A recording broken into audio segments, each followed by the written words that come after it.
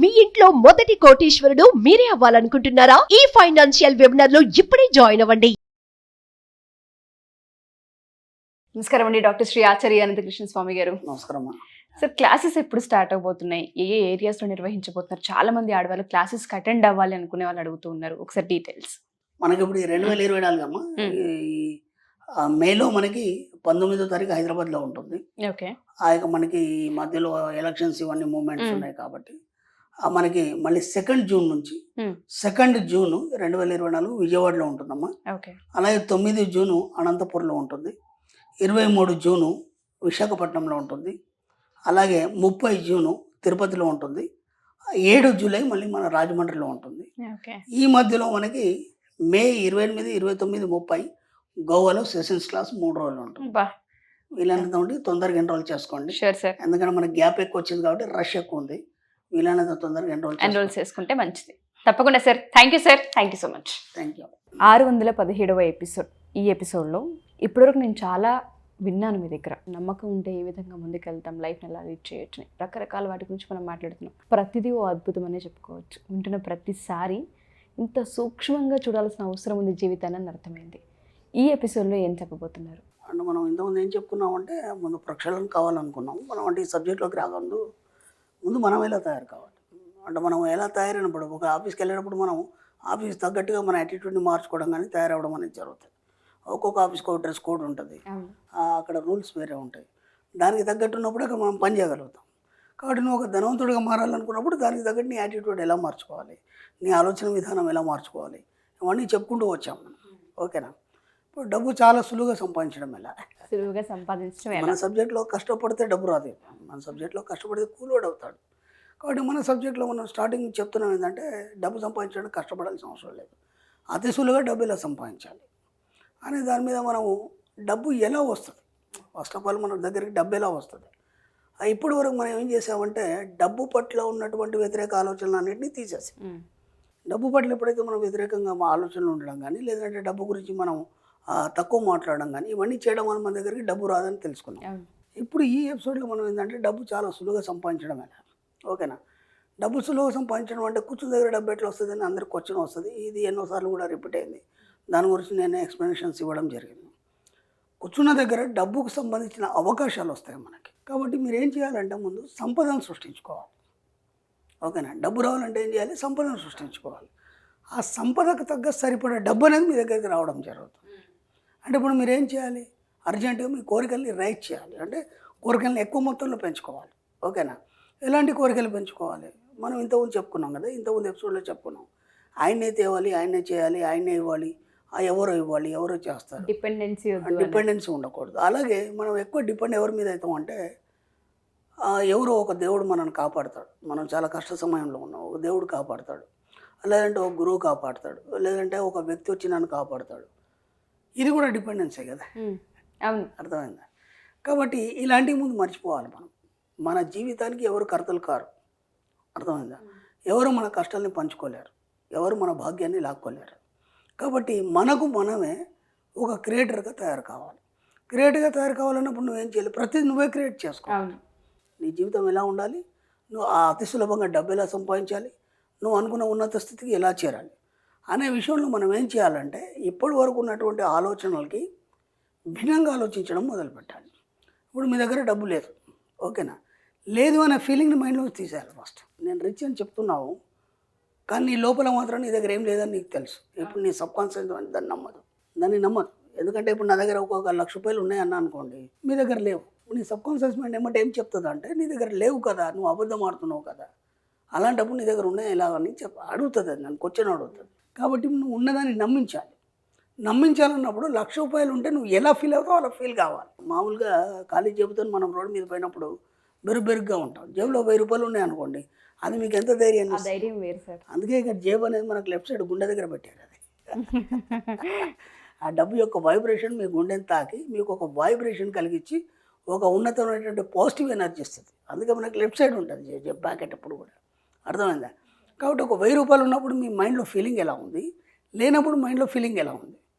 ఇప్పుడు లేవు కానీ ఉన్నాయి అనుకున్నారు, అదే ఫీలింగ్ ఉండాలి మీ లోపల. అర్థమైందా? లేకున్నా సరే ఉన్నాయి అనుకున్నారు, అదే ఫీలింగ్ ఉండాలి.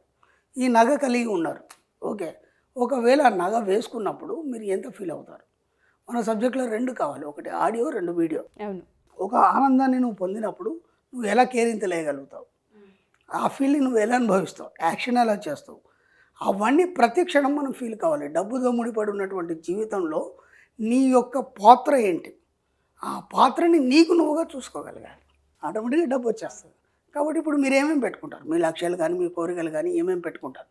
సింపుల్గా మన ఆలోచన విధానాన్ని మార్చడం ద్వారా మనం కోటీశ్వరులం అయిపోతాం. మన సబ్జెక్టులో అంతే మనం చెప్పేది అంతకంటే ఏం లేదు. ఆలోచన విధానం అనేది పదే పదే మీ సబ్కాన్షియస్ మైండ్కు తెలియచేయాలి. ఎందుకు తెలియజేయాలి పదే పదే? అప్పుడు మీరు హాయిగా నిద్రలో ఉన్నారు, ఎవరు వచ్చి డోర్ నాక్ చేశారు, మీరు లేవరు. ఇంకో 2 సార్లు నాక్ చేస్తారు, అప్పటికి కూడా కొద్దిగా మగతగా ఉంటుంది. ఒక 10 సార్లు నాక్ చేశారనుకో, చిరాకేసి టకిమని డోర్ తీస్తారా? తీస్తాను సార్. సబ్కాన్షియస్ మైండ్ ఎప్పుడు నిద్రావస్థలో ఉంటుంది, దానికి ఇంకేం పని ఉండదు.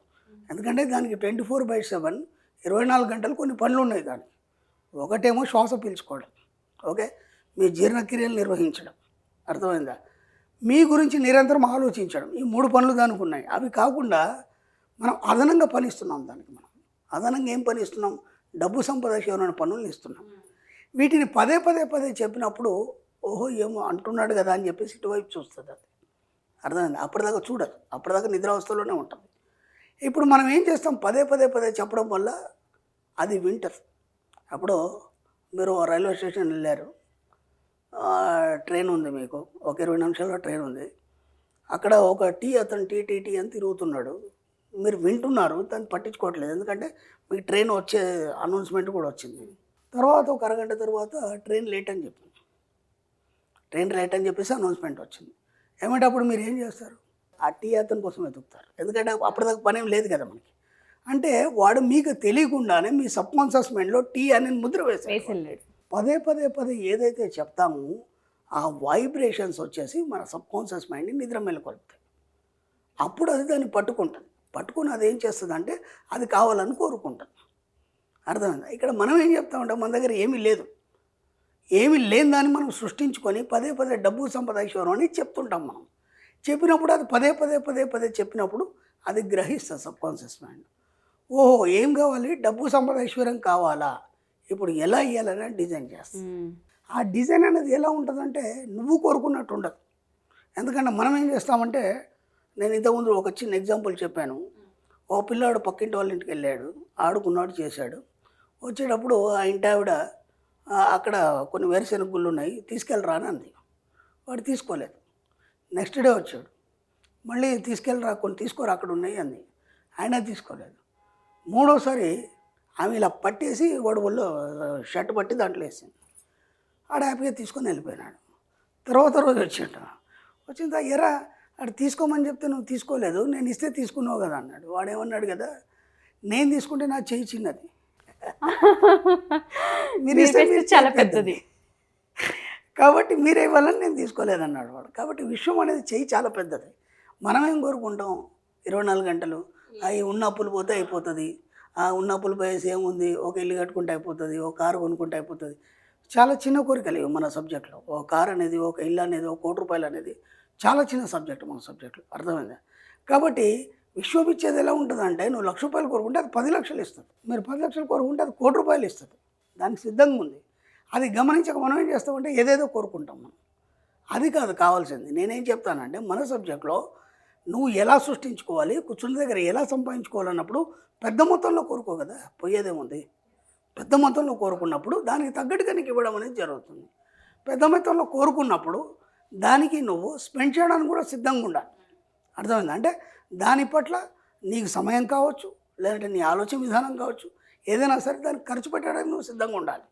అంటే నిరంతరం ఆలోచనలు పట్టి ఉంచినప్పుడు మాత్రమే అది సాధ్యమవుతుంది, లేకపోతే కాదు. సింపుల్. అర్థమవుతుందా లేదా? కాబట్టి ఇక్కడ డబ్బు ఎవరు ఇస్తారు?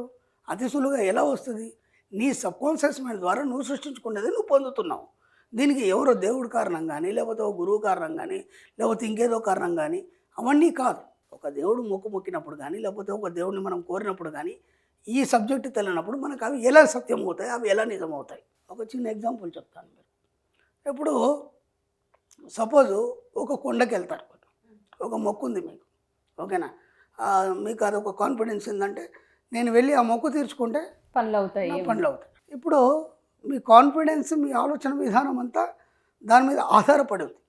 మీ సబ్కాన్షియస్ మైండ్కు దాన్ని ఫిక్స్ చేస్తారు. ఏమని, నేను వెళ్ళి అక్కడ అది చేస్తే నా పని అయిపోతుంది అని. ఓకేనా. ఇప్పుడు దానికి ప్రత్యేకంగా ఒక డబ్బుని కేటాయించి, ఒక సమయాన్ని కేటాయించి, ఒక రోజుని కేటాయించి మీరు బయలుదేరతారు. ఆ బయలుదేరే ముందు దానికి సంబంధించిన ఆలోచనలు ఉంటాయి, ఇంకేమైనా ఉంటాయా మీకు? దానికి సంబంధించిన అవే ఆలోచన ఉంటాయి. అంటే నిరంతరం ఆ ఆలోచనతోనే మీరు బయలుదేరతారు.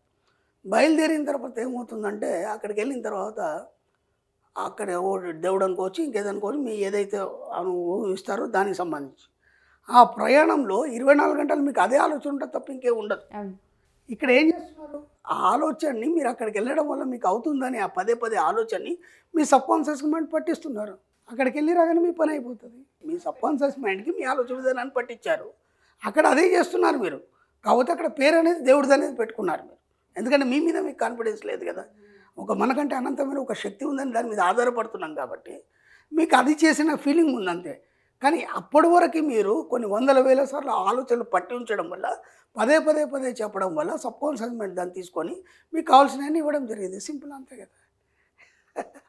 ఇక్కడ ఎవరు ఎందుకు చేశారు, మీకు మీరే క్రియేట్ చేసుకున్నారు, మీకు మీరే దాన్ని తయారు చేసుకున్నారు, మీకు మీరే పొందారు, అంతే సింపుల్. కాబట్టి ఎవరు ఏది ఇచ్చారు మీ జీవితంలో, ఎవరు ఏది ఇవ్వరు, మీకు మీరే సృష్టించుకుంటారు.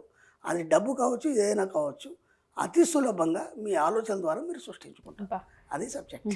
సబ్కాన్షియస్ మైండ్ అనేది మీరు చెప్పిన ఎగ్జాంపుల్ ఎప్పుడు స్లీప్ మోడ్లో ఉంటుంటుంది. 1-2 సార్లు మనం ఎప్పుడైతే డోర్ కొడుతూ ఉంటామో అలర్ట్ స్టేట్కి వస్తుంటుంటాం. అదే మనం ఇచ్చే ఆలోచనలు కావచ్చు, మన నమ్మకాలు కావచ్చు. అదే మీ కోరిక అనేది. అంతే తప్ప అది సులభంగా డబ్బు వస్తుంది అంటే ఎలా వస్తుంది? ఆ క్వశ్చన్ కాదు అక్కడ. నీకు నువ్వు తయారు చేసుకుంటావు, నీకు కావాల్సిన దాన్ని నువ్వు సృష్టించుకుంటున్నావు. డబ్బు కావచ్చు, ఇంకేమైనా కావచ్చు కదా. డబ్బు అని కాదు కదా, కేవలం డబ్బు మీద దృష్టి పెట్టినప్పుడు డబ్బు వస్తుంది. ఇంకేమైనా కావాలనుకున్నప్పుడు కూడా అది వస్తుంది. Yes, wonderful sir. Thank you sir. Thank you so much. Thank you. Suman టీవీలో మీ పర్సనల్ అండ్ బిజినెస్ ప్రమోషన్స్ కోసం కింది నెంబర్కి కాంటాక్ట్ చేయండి.